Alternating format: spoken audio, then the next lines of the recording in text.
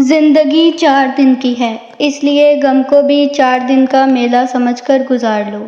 جب بندہ نہیں رہتا تو غم کہاں رہے گا۔ بعض لوگ خاموشیاں پڑھ لیتے ہیں اور بعض لوگ الفاظ بھی نہیں سمجھ پاتے۔ کسی کے ہاتھ خالی برتن دیکھ یہ مت سمجھو کہ وہ مانگنے آیا ہے، ہو سکتا ہے وہ اپنا سب کچھ بانٹ کر آیا ہو۔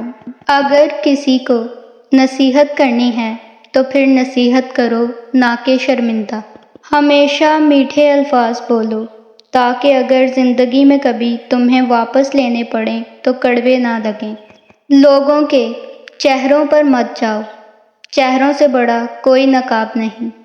بار بار آنسو صاف کرنے کی بجائے ایک بار ہمت کر کے اپنی زندگی سے انہی لوگوں کو صاف کر دو جو ان آنسوؤں کی وجہ بنتے ہیں۔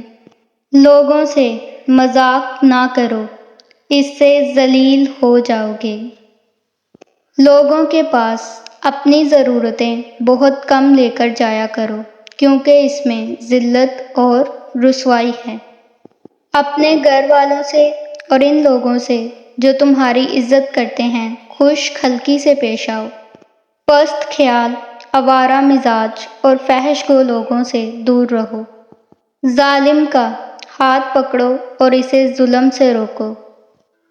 جو شخص اس لیے مظلوم کے ساتھ چلتا ہے کہ اسے اس کا حق دلوائے، اسے اس دن اللہ تعالیٰ ثابت قدم رکھے گا جس دن لوگوں کے قدم پھسلیں گے۔ اگر اللہ کی اطاعت میں لوگوں کی نافرمانی ہو جائے تو کوئی بات نہیں، لیکن لوگوں کی اطاعت میں اللہ کی نافرمانی کبھی مت کرنا۔ جب حاکم موٹا ہو جائے تو سمجھ جاؤ کہ وہ اپنی عوام اور اپنے رب کے ساتھ خیانت کر رہا ہے۔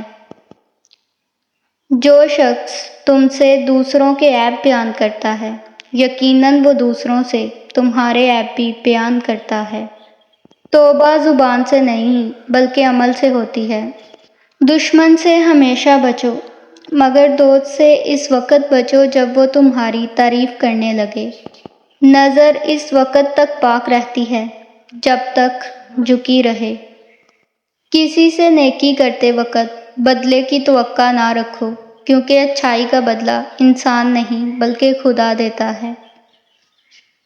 درویش جو کچھ کہتا ہے در حقیقت وہ اس سے بلند ہوتا ہے، اور عالم جو کچھ کہتا ہے در حقیقت وہ اس سے کم درجے کا ہوتا ہے۔ جس رات تمہیں نیند نہ آ رہی ہو تو سمجھ لو کہ تمہیں بہت جلد دولت ملنے والی ہے۔